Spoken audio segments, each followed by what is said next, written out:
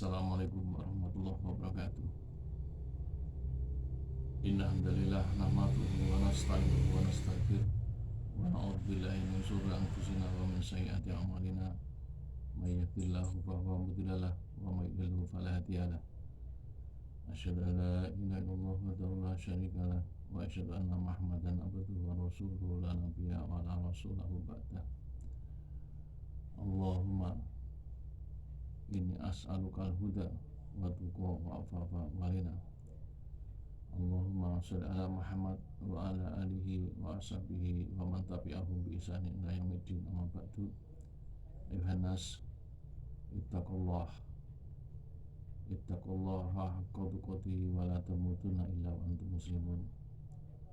Wa qala aidan qala Nabiullah Muhammad sallallahu alaihi wasallam, ittaqillaha haitsu ma kunta wa bi sayyi'atil hasanata tanquha wa khaliqin nas bi khuluqin hasanin. Fa innal khairal haditsi kitabullah wa khairal hadi hadi Muhammadin sallallahu alaihi wasallam wa syarrul umur muhdatsatuha kullu bid'ah. Sadaqallah wa sadaqa Rasul Karim. Allahumma arhamna bil Qur'an. Ma'asyiral muslimin, asyhadakumullah. Marilah kita bersyukur kepada Allah SWT atas limpah nikmat yang diberikan kepada kita sekalian, yang mana pada kesempatan hari ini kita diberi banyak nikmat oleh Allah Subhanahu wa taala. Salah satunya nikmat iman, Islam dan kesehatan, dan nikmat kita diberi umur panjang, sehingga alhamdulillah pada detik hari ini kita bisa menemukan atau bisa mengkaji bersama-sama, yang mana nikmat-nikmat itu kalau kita mau mensyukuri, Allah SWT akan menambah nikmat yang lebih banyak lagi. Akan tapi kalau kita diberi nikmat oleh Allah SWT kita kufur, Allah SWT mengancam kepada kita dengan siksa yang amat pedih. Di dalam surat Ibrahim Allah SWT berfirman, a'udzubillahi minasyaitonir wa ta'adzana rabbukum la in syakartum la azidanakum wa la in kafartum in adzabi lasyadid. Maka sekecil apapun nikmat yang diberikan Allah Subhanahu wa taala kepada kita sekalian, marilah kita syukuri supaya Allah Subhanahu wa taala menambah nikmat kepada kita sekalian dan kita digolongkan menjadi abdan syakur, hamba yang selalu bersyukur kepada Allah Subhanahu wa taala.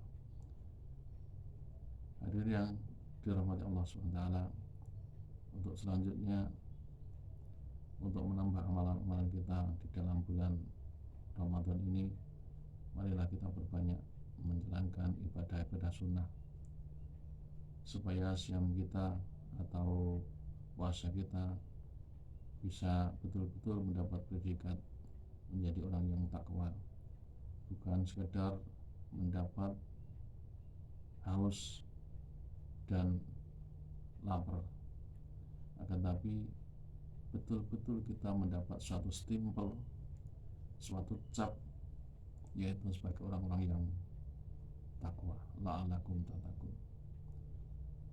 Salah satu sunnah yang harus kita jalankan supaya puasa kita mentas, yaitu marilah kita jalankan sholat-sholat sunnah, sebab sholat sunnah ini sebagai menyempurna sholat-sholat wajib kita, sebab sholat ini yang menentukan nasib kita di akhirat nanti. Orang bisa selamat atau tidak, bahagia atau celaka, masuk surga atau neraka, yang menentukan sholat kita waktu kita di dunia ini. Maka seberat apapun ataupun sesibuk apapun, sholat tidak boleh ditinggalkan. Kita tidak mampu berdiri, kita disuruh duduk. Duduk tidak mampu, kita disuruh berbaring. Berbaring tidak mampu, kita disuruh sholat menggunakan isyarat. Kalau kita menggunakan isyarat sudah tidak mampu, maka sudah tidak ada kewajiban untuk sholat lagi, malah kita disolatkan. Sebab sholat ini kewajibannya orang-orang yang masih hidup di dunia ini. Dan Rasulullah bersabda bahwa sholat ini menentukan nasib kita nanti di akhirat. Di dalam hadis awala ma yuhasabu bi abdu yamal qiyamati as-shalah wa in sholahat sholatuhu sholat kullu amaluhu wa in fasadat sholatuhu fasad kullu amaluhu. Yang paling awal nanti di akhirat seorang hamba dihisab, dihitung, dicatat, dilihat amalannya, yaitu masalah sholat. Kalau sholatnya sholahat, sholatnya bagus, amalan semuanya dihitung bagus oleh Allah SWT dengan yaitu hisab yasiro, dihisab semudah-mudahnya yang lainnya. Tapi kalau sholat kita jelek, maka kita akan dihisab seberat-beratnya. Dan bagi orang yang sholatnya bagus, nanti akan ukti kita bibiyamini, akan diberi catatan kitab dengan tangan kanan, dan dia akan digolongkan menjadi golongan orang-orang yang kanan, dari golongan kanan, yaitu kalau sholat kita jelek, nanti kita akan diberikan catatan kita dengan tangan kiri, dan malaikat yang memberikan kitab catatan kita tidak mau melihat kita karena rusaknya sholat kita. Maka dari itu, hadirin yang dimuliakan Allah SWT, marilah kita perbarui sholat kita tambahi, kita tingkatkan sholat sunnah kita, supaya sholat kita nanti bisa bagus, bisa sempurna, dan kita bisa selamat di hadapan Allah SWT. Kita bisa masuk surga bersama-sama. Demikian sedikit yang aku sampaikan, mudah-mudahan ada manfaatnya, dan mudah-mudahan kita sekalian nanti bisa mendapatkan syafaatnya junjungan kita Nabi besar Muhammad SAW di hari kiamat nanti. Wa akhiru qouli hadza astaghfirullahaladzim subhanahu wa bihamdika asyhadu an la ilaha illa anta astaghfiruka wa atubu ilaik.